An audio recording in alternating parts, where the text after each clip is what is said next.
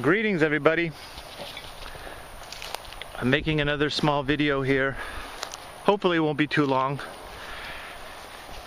So it is now February 2018. We're still in the winter here. You can see here, this was my chia patch. And I collected a box of seeds. Sorry, I'm a little bit winded. I've been doing some physical work around here, if you could call it work. It's like play or duty or exercise or practice. So what I did is these were full of seeds, like unbelievable. And I only collected a very small portion of it, and all the rest fell on the ground, and it fed the birds all winter. I would come here in the winter and it would be like just packed with birds. It was the most uplifting, beautiful thing feeling to have. Okay, sorry about the wind. I'm gonna try to turn my back to. It seems every time I make a video, the wind starts to blow. So, anyways, it's gonna come back by itself. There were so many seeds. I might take the lawnmower and cut through this here. It's so dry and brittle, it'll create a mulch, and then that'll be the mulch. So, but the video I'm making today, I just wanted to show you that here's like a remnant of the okra.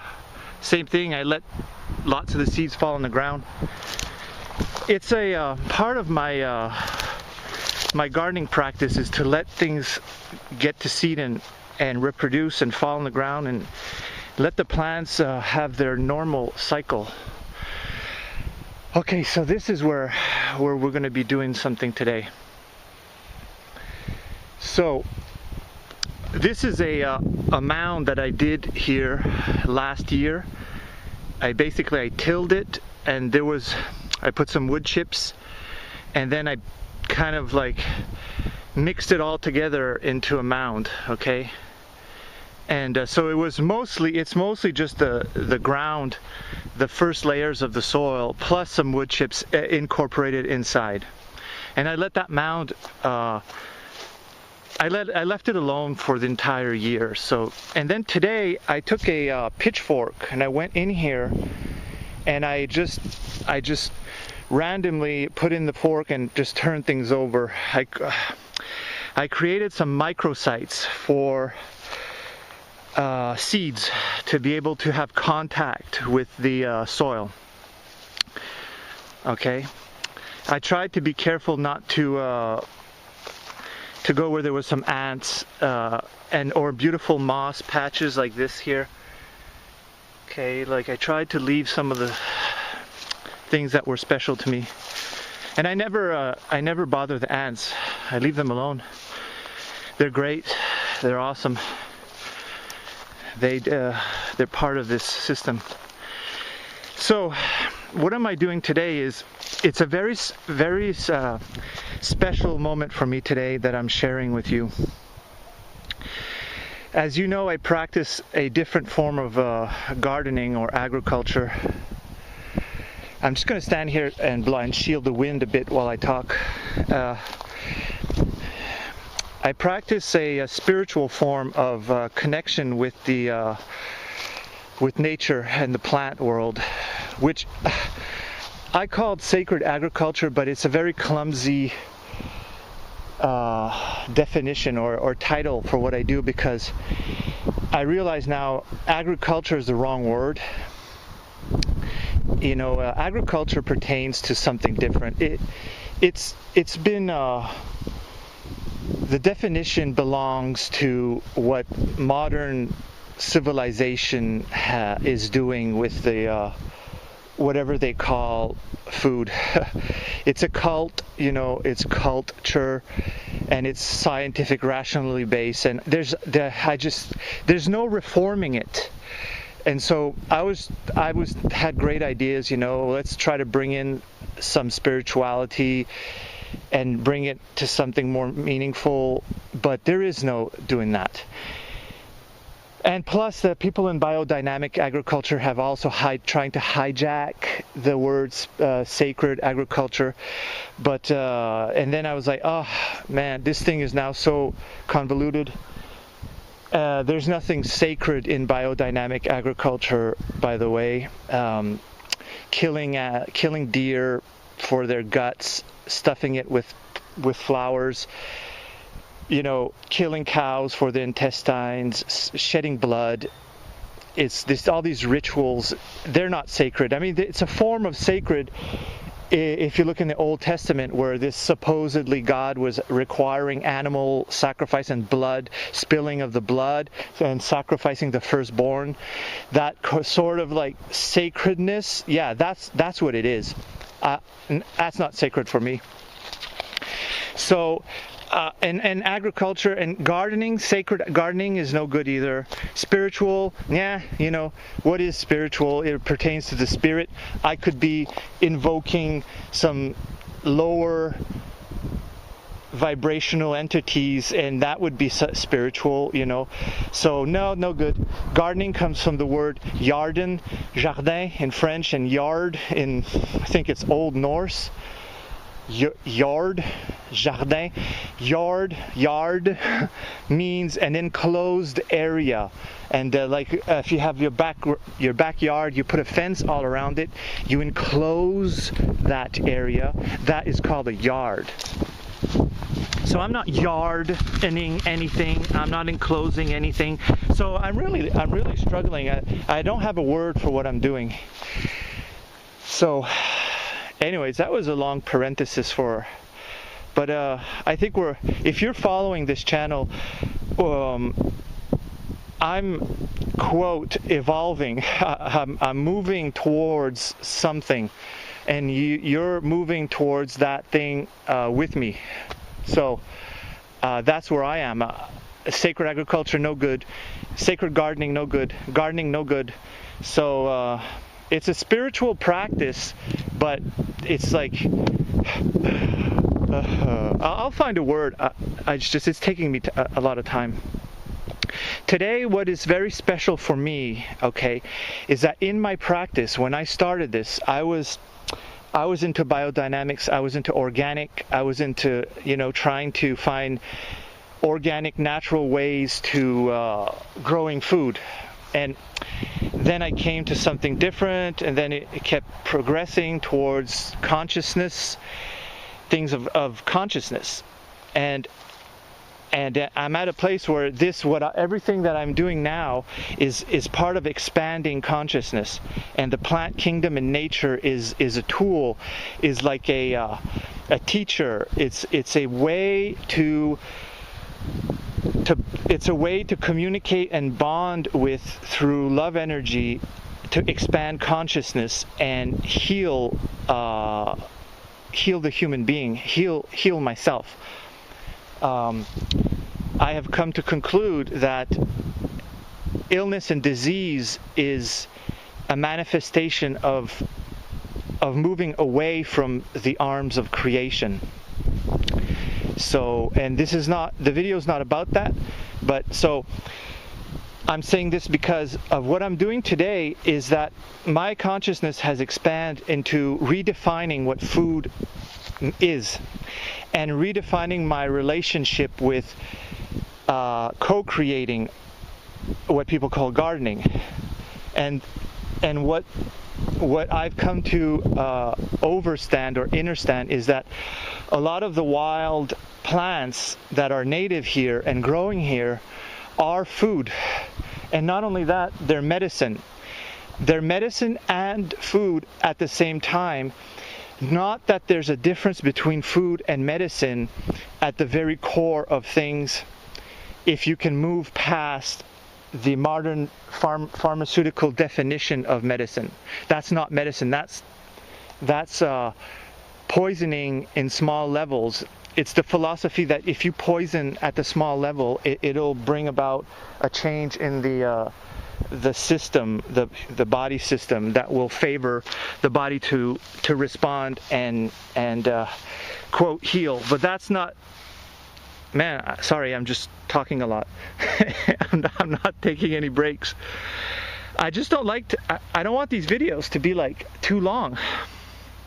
So I tend to talk fast, hoping it'll shorten the video. Man, it's not a very good strategy. So, j'ai de la suite dans les idées. Fait que so I'll come back to what I was saying, which is where I'm at now, is incorporating the wild plants into my quote yard. So I spent last year, mostly fall, collecting seeds of the wild plants, and today is the day where I'm putting them out in that mound. Okay, so I'm going to, it's an experiment. It's also part of a spiritual practice. It's conscious raising, and what I'm doing right now is the manifestation of something immaterial in myself. So putting the seeds is the material part. Having these plants grow is magical, and it's also part of the conscious awareness, because I'm going to be following that. And if some of them should thrive, I will be healing myself with it. But the healing has begun by just merely doing this action. So let's go through some of these here, and I'll show you what I've been doing. I'll start with my favorite, which is, it's not really my favorite because I love them all, but this is called, and look at, I did this here for you guys to help. I'll try to shield the wind, but it also shields the sun. This is called amaranth. Now there's a lot of species in this family, of genuses in this family too. There's like 50. It's complicated. It's a very complicated classification of this plant. I think what I have here growing is wild amaranth. It's a green amaranth. Now the Aztecs knew this plant. They called it huyulti. In India it's called chalai. In Vietnam it's called rotary. Africa it's called dodu. Here in America we call it pigweed, and they call it invasive species or noxious weed. And they have in some states they have new laws that say that it's illegal to have them and you have to get rid of it. Even if you're doing organic agriculture, you have to use whatever means you need to get rid of. They call it especially the one Palmer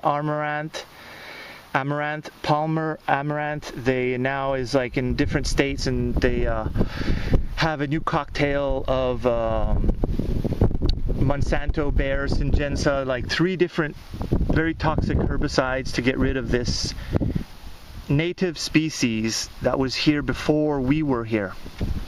And it's food. And the wind is picking up again. Sorry about that. It's going to go whoosh whoosh inside this microphone. So let me show you here what it looks like. I collected a lot of it here. So I only have one hand, so it's going to be kind of like, but this is like small time, production. Let me see here.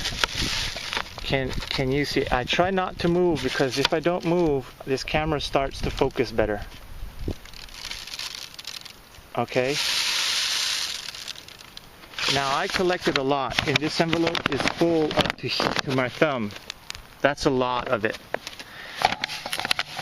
So, see. Now, amaranth is an amazing plant because the seeds have a lot of good fatty oils in them. It has a lot of protein. A lot of protein. This stuff, man, that's why the Aztecs and the and I think the Mayans too. This is like grows a lot everywhere in America. It grows everywhere in the world. But it was a food that provided a lot of the energy to the warriors back then, you know, because it has so much protein. It replaces meat like no problem. It's a complete protein. Okay. Now let me continue here. I've got wild mustard. Okay, it's in the Brassica family. Now this wild mustard grows everywhere along the sides of the roads here, and it's a beautiful plant. And it's, if you have been following in my other videos, I talk a lot about this wild mustard, and let me show you what it looks like. Sorry, this is going to be weird as I try to do this with one hand. The wild mustard is the ancestor of a lot of the modern food in the Brassica family, like cabbage, broccoli, cauliflower, kale, Swiss chard, and Brussels sprouts. So what they did is they took this the wild mustard and they zapped it with UV rays. They cross-pollinated it with whatever came out of those seeds, and so here's the seeds, what they look like. Okay. And what they ended up is by tweaking its genetics, really, because it's genetically modified, even though it's not the modern form of genetic engineering. You see, the genetic engineering of today is done with chemicals and also mechanical force. They have like a gene gun. They put some genetic material in what is called a gun, and they shoot it inside the nuclei, and they hope that some of the genes will transfer. That's how it started. Now it's more cleverly done with CRISPR technology, and they don't call it genetic engineering. See, they're playing around with the definitions of genetic engineering to try to make it that people will not know and think it's organic when it's been genetically modified. So even this heirloom, okay, organic and heirloom is almost like, it's almost like a deception, because heirloom just means the seeds, that genetic stock existed before 1940 something, I think, or whatever country or whatever definition. It just means it was there before 1950, 40, 30, whatever it is. But it doesn't mean that it's like this wild mustard comes from nature. It is the true genetic stock that was created by this planet, you know. They took this, they modified this, they modified it, they cross-pollinated, they tweaked it, they put UV rays into the seeds. It created some weird Frankensteins. They cloned that, they did this, they did that, and they ended up with heirloom broccoli. You see what I'm saying? It's modified, but this is the real thing. So this is part of like my quest here, is to try to learn about where things come from, and then start to build a relationship with these wonderful plants that are medicinal and also have a lot of nutritional value. Here's another one. This is called Senna cassia, and I didn't put its last name because I'm not too sure if it's Augustifolia or there's like a few of them out there, and I don't know which one here is, but we have a native form of this, and it's in the legume family. You see Fabaceae. It's also called sickle pod, coffee weed, and it grows everywhere in the world. And let me show you here what the seeds look like. Okay, Now, these seeds here, if you roast them and you grind them up, it makes like a coffee substitute. That's why they call it coffee weed. And that's why if you remember back, I don't know if they still make this brand of coffee, but in the 80s they had a brand of coffee called Seneca, you know, what is it? Anyways, like there's those brand names, like Folgers, you know, like they had Seneca. Well, it's because they were putting in some of these seeds, roasted seeds in it to flavor it, and probably because it costs less. Now, this plant, if you read up on it, the USDA government says that it's toxic, that you have to stay away from it. But see, the USDA the branch of the government, is basically the extension arm of the big corporations, okay? And the big corporations, they want to sell their genetic stock, and they want to profit of it. So everything that comes from the wild that is edible or medicinal, the USDA government will say it's toxic, and that it will try to find ways to put it on a noxious list. So you have to spray it to kill it, because it interferes with what the big ag is growing, like cotton fields or soya fields with the genetically modified Monsanto seeds and all this herbicides. And they're like, hey, wait a minute, some of these wild edible medicinal plants are not being killed by our toxic cocktails. Then that makes everyone look bad, and so they invent more toxic herbicides, and then they ban these things, and it's ridiculous because it's food. The goal is to produce food, and they forgot what the goal was. Anyway, so there is some what they call anti-nutrients in there, which means it binds to some of the metals, like iron or whatever that's in the it binds some of the nutrients, and then it eliminates them from your body, and you could have mineral deficiencies.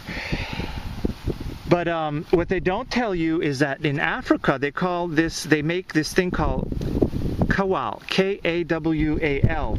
Let me see, right here, kawal, see?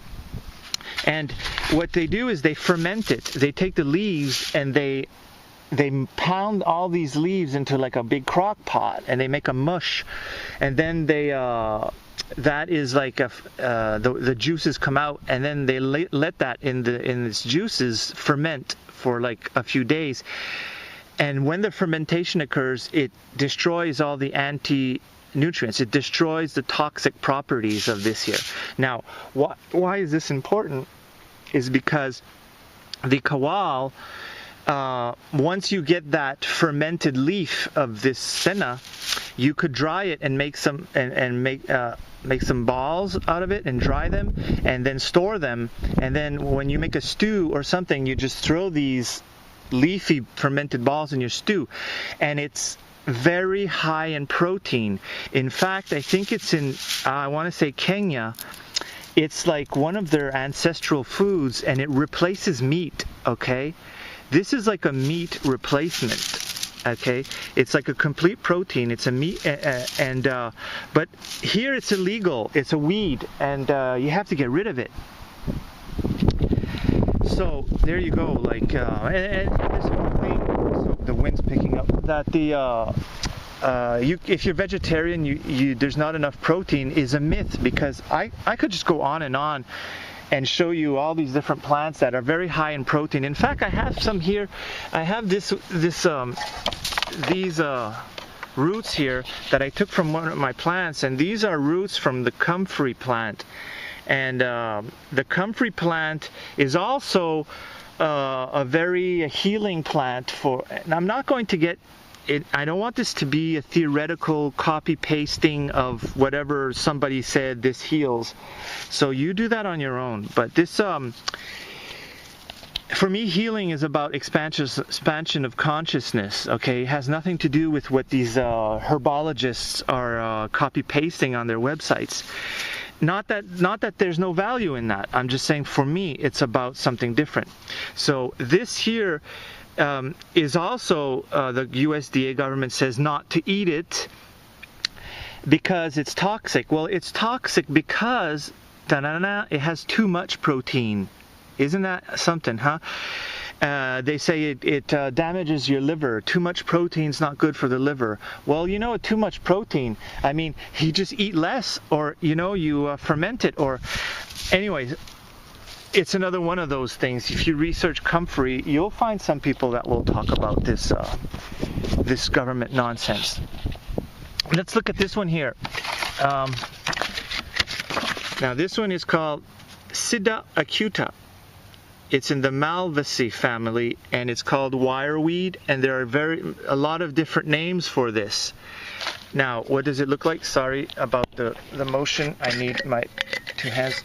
I always say if I had 3 hands, it would be easier to make these videos. Now, can we actually see the seeds? A little bit. They're kind of like those little triangle-y, not the fluff around it, the flowers, the dried flowers, but there's a small seed in there. It has like a little triangle and a little spike on the top. Okay, that is the seed. Now I collected these here from plants growing all around here. They grow pretty much in patches, in clumps all around this place. This here, have a look. I dare you to Google Sida medicinal properties. I dare you. You will be astonished. You'll be amazed. Like, unbelievable. The list of what this does is phenomenal, and it grows everywhere in the world. And here, of course, in the US, it's a weed, and you have to get rid of it with toxic chemicals. That's what the government recommends. And all the university professors, the extension service, they're the worst. The people in the extension service are tools. They have been brainwashed to believe all sorts of lies and to promote the lies. See, they are given the role to promote the lies to the public, and the university professors are given the role to give it some to make it credible in the materialistic realm. And they're all working together, but they're all ignorant, and they don't know. It's not ignorant just means not knowing. They just don't know. They've been brainwashed, and their consciousness is very limited, and so they're just promoting the deception and saying that this here needs to be eliminated with toxic herbicides. Okay. But really, it's an amazing plant that could replace antibiotics. It could do all sorts of things. And in Ayurvedic medicine in India, they have this plant in India. They have this thing called, and I'm not going to say it right, but Nayopayam Kashayam. Nayopayam Kashayam, Nayopayam Kashayam, Nayopayam Kashayam, and it helps with respiratory diseases. Okay, and to make this syrup, you boil you boil some, I think, some of the roots of this, and you put cumin seeds and you put ginger, and you boil that down and you make a syrup. And this is medicine, folks, and it grows here it grows everywhere. So, okay, let me continue. I've got this here, sunchokes, Helianthus tuberosus, tuber, Helianthus, helio, sunchoke, sun tubers. Now this is really yummy. It's like a potato. Okay, it's like creamy. It's like a very creamy potato. It's not starchy. It's not starch. It has another form of type of sugar. Starch is a sugar, and it's not sugar like per se, but I call it like a sugar. It's an energy a form that the plant uses. Okay. Now this I think it's called alanine. I'm not saying it right, but you'll find that in Google. And it's there are only 2 forms of sugar reserves for plants. There's starches and this alanine, or what it's called. And this here means that it doesn't it's a form of sugar that doesn't spike your insulin, meaning that it won't cause diabetic like potatoes. You eat a lot of potatoes, you get fat, and you could have diabetes or whatever problems, This here won't do that. Now, however, it does, if you not cook properly, it gives you gas, which is why it never became very popular, and the potato industry bloomed. And but this is native to here. It grows here. It doesn't need anything, and it looks beautiful. It looks like a sunflower. So I got some of these. They're native to here. Okay, they were here before we were. We're the invasive species. I got this here called bear's foot, Samalanthus uverdalis. It's in the aster family. It's also in the sunflower family. And I won't open it up, but these seeds are rather large, and also look up this. I haven't eaten any of this, but there's definitely a lot of medicinal properties. I have a friend that does things with it. So anyways, it grows here. It's native to here, and I collected some seeds, and I want to build a relationship with it. So I already have a relationship with it. I just want to deepen my relationship with it. So besides that, I've got this here. This here is an experiment. Okay, you've seen these here at the grocery store, and they're called manioc, cassava, in the spurge family. I have other spurge that grow here that are edible too. The leaves are edible, and so I'm experimenting with this. This is also native, but more to the south. I'm already in the south here, but this is more, I think, comes from more southern areas. So besides for that, I've got here, this is called turmeric. Okay, this is my third year. I harvest this turmeric. I'm not going to put all of it here out there, but I'm going to put some of it. We eat this here. If you don't know about turmeric, normally when you have turmeric, you get this yellow powder from the store in the Indian spices like rack. But this is what it looks like. Okay, and anti-inflammatory, this, that, and the other, blah, blah, blah, anti-cancer, whatever, blah, blah, blah. It does, but it's food, it's medicine, and it's a spice. It tastes good. We just cut it up and put it in our stir fry.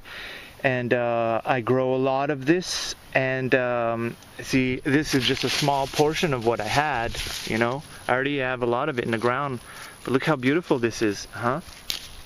Look at that, the beautiful like yellow orangey inside. So I'm going to put some of that. I think this is native to India, not from here, but I've got this for 3 years now. I got some ginger. 2 kinds of ginger. This one here is heirloom from Florida, yellow ginger.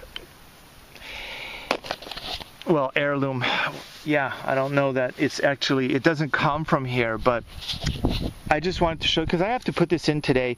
I'm not going to put this in that mound. That mound's only going to get these wild seeds here. So what I'm going to do is I'm going to take a bowl. I'm going to mix all of these into this bowl. Okay, all these seeds in the bowl, and then I'm going to go out there and I'm going to sprinkle these seeds in that mound, and be very mindful about what I'm doing, about all these wonderful, beautiful plants that come from the wild, that are food, that is nutritional, that is medicinal, and that is also very healing to me. As it takes me, let's say this is a representation of the core of nature, and I'm like removed from nature, and this is what causes disease and illness. And as I move closer and closer and closer, as my consciousness merges with that of creation of this planet, I'm healing myself. You see, this is moving closer towards the arms of creation is the healing process. Moving away from it, artificialization is causing disharmony and disease. And interesting is that the modern culture tries to push you away from nature. Okay, as far as possible, it pushes you far, far away from the arms of creation, and people are getting sicker and sicker and sicker. And then they heal you with artificial medicines, poisons, and they think you're going to heal. You're not healing. You might be relieving some symptoms, but you're not healing. There's only one way to heal, and it's to come back, to come closer into the arms of creation, nature. Okay? And the only way to do that is through expansion of your consciousness, and which means that you are now you have the capacity to self-determine and the capacity to make the right decisions that will bring you back into the arms of creation.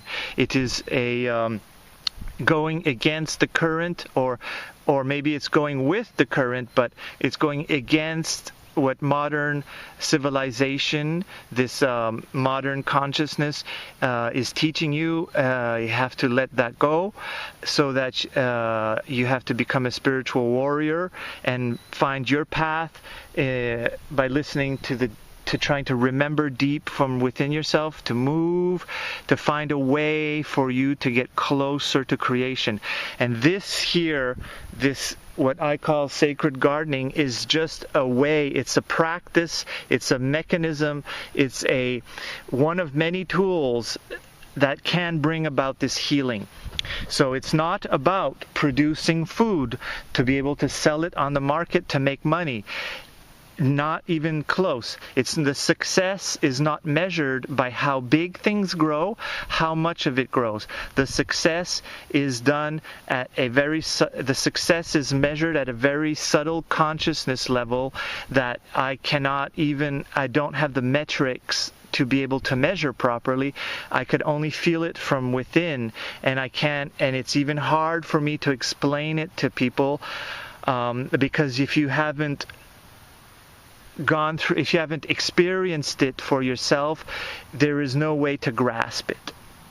You could think you understand this intellectually, but until it is felt, there is no inner standing. There's only understanding, standing under it. Okay, you could understand it, but you're not overstanding it, and you're not inner standing it. So this is what this practice is about, and it's about healing. Okay, now let me go do this here, and I'm not going to, if I had 3 hands we could do this together, but trust me, I'm going to put these seeds in here and I'm going to sprinkle them in here. Now this video is 38 minutes long. That's long enough. I will make another video later on during the season to see what comes out of this. Of course, this here I'm leaving it alone after that. I'm not doing anything to this. It's not research per se, because it's experiential. Yeah, it's like I'm doing something. I'm building a relationship with nature, and so that alone is part of the result. The results are already occurring, but what will manifest in the physical realm will be these plant beings, and then we could follow that together. Okay, so I will be making more videos, and I let you go out and Google to see what the medicinal and nutritional properties of these beautiful plants. And you see there's already a lot of stuff growing here, you know, in this garden, in this yard, not yard. And one of them here is chickweed. I'm sorry, I just have to show you. Well, the chickweed is mixed with wild geranium. They like to grow together, and you could actually eat them together. But there's a lot of chickweed that grows here, and you could eat it raw. Put it in your stir fry. It tastes really good.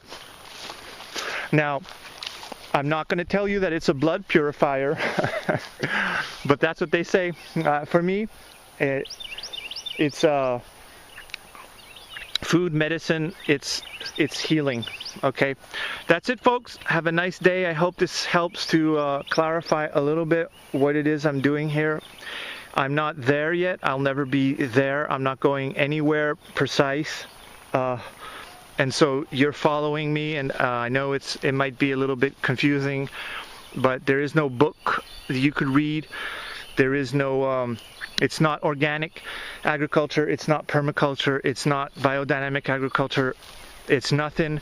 It's just I'm trying to remember some important stuff and to build a relationship with nature. I'm trying to heal myself, and I'm documenting this because I feel it's important. I haven't seen a lot of other people expressing this kind of demonstrating this kind of practice, this spiritual practice. It seems yoga and meditation is very big now, but this and organic gardening, I suspect organic gardening and biodynamic gardening and permaculture are growing in leaps and bounds because people are looking to heal, but it's like looking at the finger. If I'm pointing over there, they're looking at the finger and they're not feeling out there. And everyone is downloading the book from these people in permaculture, or they're taking these permaculture classes because they feel there's something that they need to connect with, but it's not in that methodology per se. It's deeper. I encourage you all who are doing organic, who are doing biodynamic, who are doing permaculture, to seek beyond that. That was like your initiation into the art of healing yourself. There is more beyond that.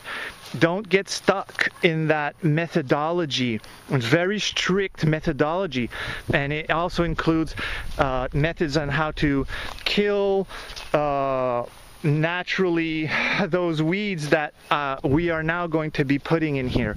Okay, it limits your consciousness to that of other people, and these other people had their limitations. You can go further than that. Okay. You can move into another dimension with this plant consciousness, with your consciousness. Wow, that was a mouthful. All right, now you could write comments below, and even those who don't like this, you could write your nasty comments below. It's just going to express where you're at and for us to see. Okay, bye-bye.